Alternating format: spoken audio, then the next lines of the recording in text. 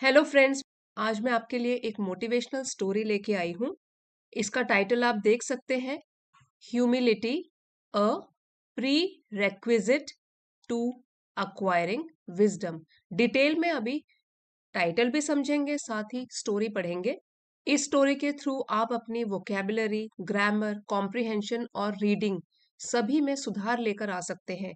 सो आइए शुरू करते हैं। ह्यूमिलिटी ये एक नाउन है और इसका मतलब होता है विनम्रता। और ये बना हुआ है हम्बल वर्ड से। आपने हम्बल तो सुना होगा। सो हम्बल जो है वो होता है एडजेक्टिव और इसका मतलब होता है विनम्र। सो हम्बल हो गया, विनम्र जो एडजेक्टिव है उससे बना है नाउन ह्यूमिलिटी, विनम्रता। द फीलिंग और attitude that you are not very important, कि आप कोई बहुत ही महान या बहुत इंपॉर्टेंट व्यक्ति नहीं हो दूसरे लोगों के मुकाबले, जिसमें कि घमंड भी नहीं होता। सो ह्यूमिलिटी हो गया विनम्रता। अब ये कोलन डॉट्स है, इसके आगे बताया गया है कि ये जो चीज है वो है प्री रेक्विजिट। यहाँ पे जो प्री है ये तो इसका मतलब होता है कि पहले, ठीक है, प्रीफिक्स है। और पूरे वर्ड का मतलब है something that is necessary for something else to happen और एग्जिस्ट। कोई चीज जो पहले अनिवार्य होती है किसी दूसरी चीज के होने के लिए। तो यहाँ पे बोला गया है कि ह्यूमिलिटी, विनम्रता जो है वो एक रिक्वायरमेंट है, वो एक अनिवार्य चीज है, जरूरी चीज है टू अक्वायरिंग विजडम। अक्वायर मतलब पाने के लिए, और विजडम होता है समझदारी, बुद्धिमानी, अकलमंदी ये भी बोल सकते हैं। विजडम नाउन है और इसका जो एडजेक्टिव होगा वो होगा वाइज। एक्वायरिंग आईएनजी फॉर्म है वर्ब की, मीन्स पाना। सो हेडिंग का मतलब हो गया विनम्रता एक बहुत ही अनिवार्य चीज है, बुद्धिमानी, अकलमंदी या समझदारी पाने के लिए या हासिल करने के लिए। अब चलिए डिटेल में स्टोरी पढ़ते हैं। इन रावण्स डाइंग मोमेंट्स, मोमेंट का मतलब होता है क्षण, पल, और डाइंग मतलब अंतिम क्षण जो थे उनकी लाइफ के। रावण जो अंतिम जीवन के अंतिम क्षण थे, मोमेंट से प्लूरल में है कि अंतिम क्षणों में। Ram asked his brother, Ram ने पूछा अपने भाई को। यहाँ पे कहा भी बोल सकते हैं, राम ने अपने भाई को कहा टू अप्रोच, कि वो संपर्क करे या जाए रावण, रावण के पास, and learn some invaluable wisdom, और वो सीखे कुछ। इनवैल्यूएबल मीन्स जो बहुत ही कीमती हो, बहुमूल्य, अमूल्य, एक्सट्रीमली यूजफुल, ठीक है। तो सम इनवैल्यूएबल विजडम, बुद्धिमत्ता, समझदारी, बुद्धिमानी। रावण के अंतिम क्षणों में, जीवन के अंतिम क्षणों में, राम ने अपने भाई को बोला कि वो रावण से संपर्क करे, रावण के पास जाए और सीखे उससे जीवन के कुछ बहुमूल्य ज्ञान ले उनसे। Lakshman was not very happy, तो ये सुनकर लक्ष्मण काफी खुश तो नहीं थे, वो ज्यादा खुश नहीं हुए। But he could not say no to his elder brother Ram, लेकिन वो बोल नहीं पाए, मना नहीं कर पाए, ना नहीं कर पाए अपने बड़े भाई को, राम जी को। This shows two divine qualities of Ram. Divine means connected with God, दैवीय। सो दो क्वालिटीज बताता है। डिवाइन जो है वो एडजेक्टिव है और क्वालिटीज होता है गुण।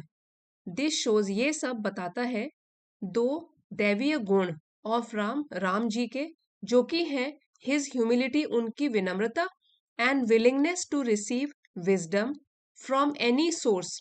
और विलिंगनेस मीन्स इच्छा, टू रिसीव पाने की, विजडम बुद्धिमानी, समझदारी, फ्रॉम एनी सोर्स किसी भी स्रोत से, एंड एनी पर्सन किसी भी व्यक्ति से, even if that be an enemy, even if चाहे वो हो, बी यहाँ पे है कि चाहे वो हो एक दुश्मन भी, लेकिन अगर वो दुश्मन हमको ज्ञान दे सकता है तो वो भी लेने के लिए वो तैयार थे। इसलिए अपने भाई को उन्होंने ऐसा कहा कि वो रावण के पास जाए। तो ये दिखाता है उनकी दो दैवीय गुण, जो कि है उनकी विनम्रता और ज्ञान पाने की इच्छा। Wisdom can be acquired even from an enemy, बुद्धिमानी, समझदारी, अकलमंदी प्राप्त की जा सकती है, कैन बी एक्वायर्ड प्राप्त करना, एक्वायर का मतलब है प्राप्त करना, तो प्राप्त की जा सकती है, पॉसिबिलिटी बताई हुई है। इवन फ्रॉम एन एनिमी, एक दुश्मन से भी, because every person has something to teach, क्योंकि हर व्यक्ति के पास कुछ ना कुछ होता है सिखाने के लिए। And every life has a meaning and purpose, और हर एक जीवन का एक अर्थ होता है और पर्पस, उद्देश्य भी होता है। सो कहने का मतलब है कि इस धरती पर जितनी भी लाइफ फॉर्म्स हैं, उन सब का कोई मीनिंग भी है, कोई पर्पस भी है, उद्देश्य भी है, कोई अर्थ भी है। सभी लाइफ्स जो हैं वो सारी इंपॉर्टेंट हैं, और हर एक व्यक्ति से कुछ ना कुछ सीखा जा सकता है। Ravan may have taken away Sita, Ravan भले ही सीता जी को हरण करके ले गया हो, बट ही वॉज वाइज, लेकिन वो बुद्धिमान था, समझदार था। And even gods and asurs accepted his boundless wisdom, और भगवान भी और राक्षस, असुर राक्षस भी, एक्सेप्टेड मीन्स स्वीकारते थे। ए डबल सी जहां पे आता है उसको हम बोलते हैं एक्, क यहाँ पे प्रोनाउंस होता है एक्सेप्टेड। सो यहाँ तक कि भगवान और राक्षस भी स्वीकारते थे हिज बाउंडलेस विजडम। विजडम तो हमने पढ़ा है बुद्धिमानी, और बाउंडलेस होता है जिसकी कोई सीमा ना हो, बाउंड्री ना हो। ठीक है, तो ये भी एडजेक्टिव हो गया, क्योंकि डिस्क्राइब कर रहा है विजडम, कैसी विजडम, बाउंडलेस, जो कि असीम है, having no limits. Attainment of wisdom needs patience and acceptance. Attainment means प्राप्त करना, पाना, of wisdom बुद्धिमानी को पाना, अक्लमंदी को पाना, समझदारी को पाना। needs इसके लिए आवश्यकता है पेशेंस, धैर्य की, एंड एक्सेप्टेंस स्वीकार करने की, एक्सेप्ट करने की। एक्सेप्टेंस नाउन है, द एक्ट ऑफ एक्सेप्टिंग और बीइंग एक्सेप्टेड, स्वीकार करने या स्वीकार्य होने की क्रिया, स्वीकार्यता भी बोल सकते हैं।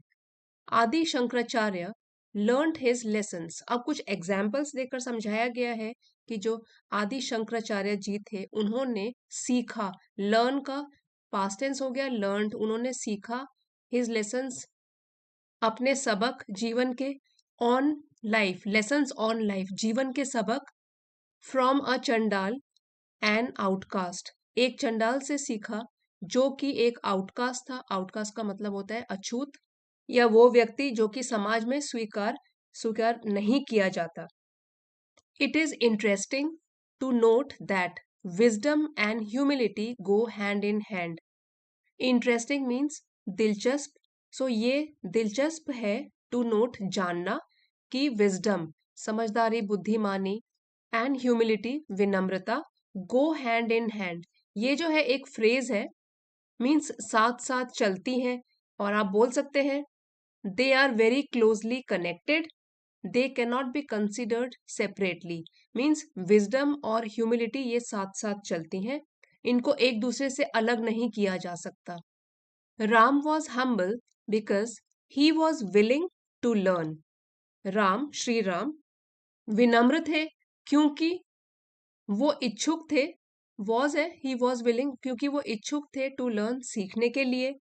Even from the person he defeated, उस व्यक्ति से भी जिसको कि उन्होंने हरा दिया था, and who took away his wife, और जो या जिस व्यक्ति ने उनकी पत्नी का हरण कर दिया था, उससे भी वो he was willing to learn, कुछ ना कुछ सीखना चाहते थे या इसकी इच्छा रखते थे। There is a Sanskrit proverb, Sanskrit की एक कहावत है, प्रोवर्ब है, प्रज्ञ विनम्रस्त, विजडम इज हम्बल, समझदारी या बुद्धिमानी विनम्र है। वाइज पीपल से, समझदार लोग बोलते हैं, it is not only humble but also practical as well. It यहाँ पे बोल सकते हैं विजडम के लिए यूज्ड है कि बुद्धिमानी, समझदारी ये केवल विनम्र नहीं है बल्कि व्यवहारिक भी है, प्रैक्टिकल भी है। और प्रैक्टिकल क्या होता है, ये भी एडजेक्टिव है, इसका मतलब होता है कि concern with actually doing something rather than with ideas और थॉट्स, केवल कल्पना या सिद्धांत में नहीं बल्कि व्यवहार में भी झलकना चाहिए। It is through humility that one achieves wisdom. Humility, विनम्रता से ही वन अचीव्स विजडम। वन यहाँ पे है कि कोई भी व्यक्ति विजडम ज्ञान प्राप्त कर सकता है। अचीव्स वन है इसलिए हमने अचीव्स सिंगुलर फॉर्म में यूज किया है ये वर्ब एस लगा के। वन अचीव्स विजडम, विनम्रता से ही कोई व्यक्ति ज्ञान प्राप्त कर सकता है, बिकॉज क्योंकि द फर्स्ट कंडीशन, पहली शर्त टू अक्वायर विजडम, समझदारी पाने की या बुद्धिमानी पाने की, ज्ञान पाने की, इज टू बी हम्बल, वो शर्त है विनम्र होना। टू बी हम्बल, विनम्र होना। एरोगेंस, अहंकार, does not let wisdom descend upon an individual. Descend upon ये एक फ्रेजल वर्ब है, इसका मतलब होता है टू अराइव समवेयर और टू विजिट समवन। सो यहाँ हम ऐसे कह सकते हैं कि अहंकार जो है वो इंडिविजुअल होता है, व्यक्ति। अहंकार किसी भी व्यक्ति पर समझदारी का, अकलमंदी का, बुद्धिमानी का या ज्ञान का अवतरण नहीं होने देता। डज नॉट लिखा हुआ है तो नहीं होने देता। ह्यूमिलिटी ओपन्स ऑल डोर्स, विनम्रता ही है जो सारे दरवाजे खोल देती है। A beautiful story explains this, एक बहुत ही सुंदर सी कहानी है जिसके द्वारा इसको समझा जा सकता है। देयर वर टू फ्लावर्स, दो फूल थे एक बार। देयर वर, ठीक है, तो यहाँ पे प्लूरल है, टू फ्लावर्स इसलिए हमने वर का यूज किया है। इन अ गार्डन, एक बगीचे में। One day a flower asked the other flower to be in the shade of leaves. So एक दिन एक फूल ने दूसरे फूल को कहा कि वो पत्तों की छाया में हो जाए। यहाँ पे होना हुआ बी का, कि वो जो भी पत्ते हैं उनकी छाया में हो जाए। As the sun was particularly hot, क्योंकि सूरज की जो गर्मी थी वो विशेष रूप से बहुत ही गर्म थी। पर्टिकुलरली, सो ये एडवर्ब है, एल वाई से फिनिश होने वाले वर्ड्स होते हैं हमारे एडवर्ब्स। सो इसका मतलब है कि मोर देन यूजुअल, तो काफी गर्म था उस दिन। But the other flowers said, लेकिन दूसरे फूल ने क्या कहा? Leaves were inferior. इंफीरियर का मतलब है हीन या तुच्छ, छोटा।